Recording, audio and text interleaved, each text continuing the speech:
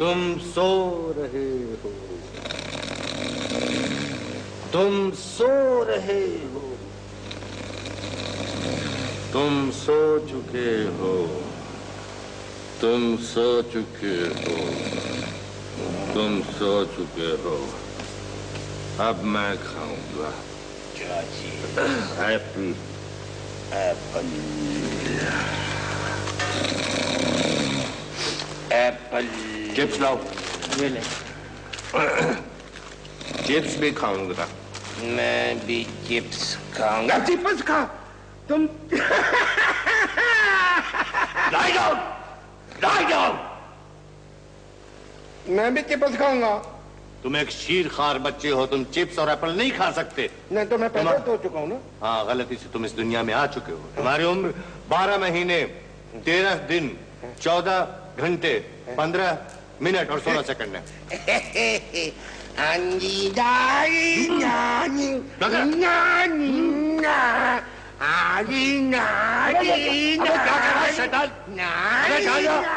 अबे क्या कर रहा है? क्या कर रहा है? ये क्या कर रहा है? तो तुम 12 महीने के बच्चे ऐसी हरकतें नहीं करते। ठहर जा, अभी तेरी उम्र ज्यादा की देता हूँ। तुम 2.5 साल के हो चुके हो। जल्दी जल्दी कर दे तो तू सारी खा जाएगा। ये शुरू में बहुत मशहूर होता था। मैं हमेशा से खुशबू इस्तेमाल करने की बहुत शौकीन। तो जब भी मुझसे मिलते थे मुझसे पूछते थे आज क्या लगाया हुआ है, आज कौन सी खुशबू। तो मैं हंसती रहती थी, बताती रहती थी, और कई बार उन्होंने बाकायदा नाम लिखे हैं उन परफ्यूम्स के, तो फिर वो अपने लिए लेके आते थे। उसके बाद उनमें खुद में भी वो इतना उसका शौक पैदा हो गया कि अब अगर कभी, जो कि पहले की निस्बत कम मुलाकात होती थी, लेकिन अब जब भी कभी मुलाकात होती थी तो मैं उनसे पूछती थी कि भाई बहुत अच्छी खुशबू है, ये तुमने क्या लगाया। अच्छे मजाक की यही तारीफ है कि वो जिंदगी के हकायक पर मबनी हो। रफ़ी खावर ने जो किरदार भी अदा किए, वो अलफ नून में किए या फिल्मों में किए, उन्होंने जिंदगी के हकायक से अखज़ किए। और यही चीज़ है जो कि मज़ाहिया अदाकार और जोकर में तफरीक पैदा करती है। और रफ़ी ने का सबसे जो तालिबीन की तारीख में मेरे ख्याल में इससे ज़्यादा मकबूल सीरियल जो अलफ नून से बेहतर कोई पेश नहीं हुआ। ये 2 दफ़ा आया हमारे टीवी के ऊपर और दोनों दफ़ा वो मकबूल तरीन प्रोग्राम के तौर पे पसंद किया गया और मकबूल तरीन प्रोग्राम रहा वो। उसकी वजह भी यही थी, एक तो उसमें कमाल अहमद रिजवी की तहरीर, फिर ये कि उसमें इन दोनों का किरदार, और जिस तरीके से एक रफ़ी ने एक मासूम इंसान की, एक मासूम शहरी की हैसियत से, एक मासूम शख्स की हैसियत से ये किरदार अदा किया, जो कि खुद उसकी अपनी शख्सियत का एक हिस्सा था। और उसमें उन्होंने ज़िंदगी के हक़ाइक़ से अख़ज़ किए हुए किरदार पेश किए, और उसको वही उसका मैनरिज्म और वही उसका तर्ज़ तख़ातुब अख्तियार किया जो कि नॉर्मल ज़िंदगी में था। और नॉर्मल ज़िंदगी से मज़ा पैदा करना बहुत ही मुश्किल काम है। मैं खुद मोटा हूं, इसलिए मोटे अल्फाज इस्तेमाल नहीं करता। और मोटे अल्फाज जो है वो सिर्फ दुबले पतले जो पेंसिल जैसे लोग होते हैं वो इस्तेमाल करते हैं, और ये अल्लाह ने इस्तेमाल करता है। और वो लोग करते हैं जो लालची और पैसे ऐंठने के लिए करते हैं। मैं लालची आदमी नहीं हूँ, वो अल्लाह ने। अच्छा डॉक्टर साहब, तो फिर ये बताइए मेरी इस बीमारी का कोई इलाज तो होगा? है। क्या? आयतल कुर्सी। आयतल कुर्सी आती है आपको? जी जी। बस सोने से पहले 3 मरतबा आयतल कुर्सी पढ़ के अपने ऊपर फूंक ले। जब मैं छोटा सा था ना, मतलब 1 फुट या 1.5-2 फुट का था, तो ख्वाब में रात को जब मैं डर जाता था तो मेरी अम्मा मुझे आयतुल कुर्सी पढ़ के मेरे ऊपर फूंक देती थी। सारी रात क्यों नहीं करता था। खाविर मेरे पास आए और बैठे रहे और कहने लगे कि बानू आपा, ये मुझसे क्यों उम्मीद की जाती है कि मैं जब भी स्टेज पर जाऊं हंसा कर उतरूं? ये मुझसे उम्मीद क्यों नहीं की जाती कि मैं रुलाऊं भी कभी कभी? सदमे के अलावा मुझे नन्हे की मौत से शर्मिंदगी ज्यादा है। शर्मिंदगी इसलिए है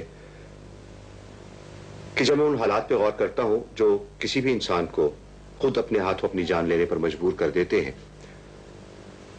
तो मालूम होता है कि वो मुआशरा जिसमें हम रह रहे हैं और जिसके हम एक फर्द हैं, वही दरअसल अपने ही एक साथी को इस नहज पे ले आता है कि वो अपनी जान लेने पर मजबूर हो जाता है। इंसान की मुझे न सिर्फ मुझे उसकी जरूरत थी, बल्कि यहाँ पाकिस्तान के करोड़ों आदमियों को उसकी जरूरत थी, क्योंकि वो हंसा सकता था। वो हंसाने वाला सबको रुला करके चला। नहीं, मैं अपना पेट इस तरह नहीं पाल सकता हूँ। तो किस तरह भर सकते हो? मेहनत और मजदूरी से और ईमानदारी से। बस ठीक है, तुम जाओ और वो माचिस की डिबिया और वो कंघियां लेकर के फुटपाथ पर खड़े हो जाओ। यही तुम्हारी जिंदगी है। मैं जा रहा हूँ यहाँ से। नहीं,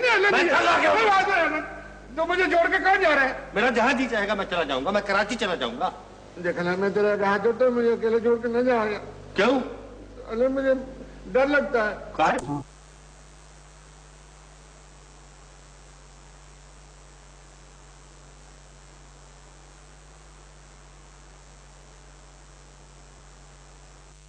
अब मैं जो पर्सनालिटीज को बुला रहा हूं टेलीविजन की दुनिया में,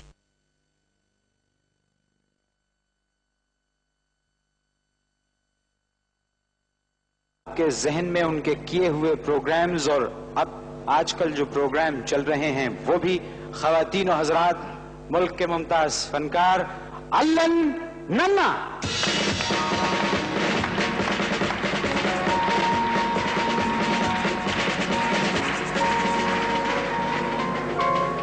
बाबूजी, भाईजान जी, बाबूजी वो मैं जी लाहौर से आया हूँ। अच्छा, अब जेब कट गई? नहीं, जेब फट गई जी। अच्छा, जी। जेब में था कुछ? नहीं, जेब में कुछ नहीं था, वैसे ही फट गई जी। अच्छा, तो मैंने ये वो भीख मांगने का तो सलीका सीख लिया होता।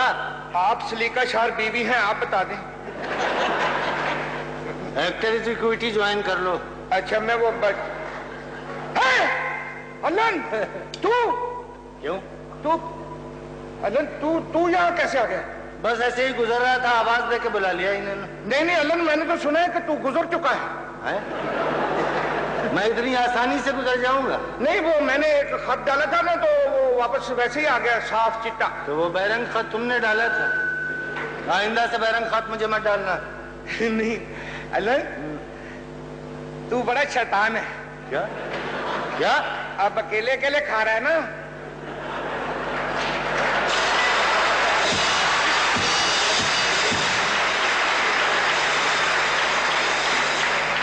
अबे क्या खा रहा हूँ?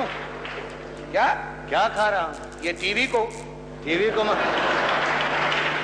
को मैं अकेला खा रहा हूँ और सब मिल के खा रहे हैं। अच्छा,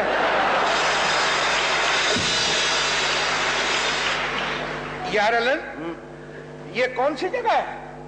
ये वही जगह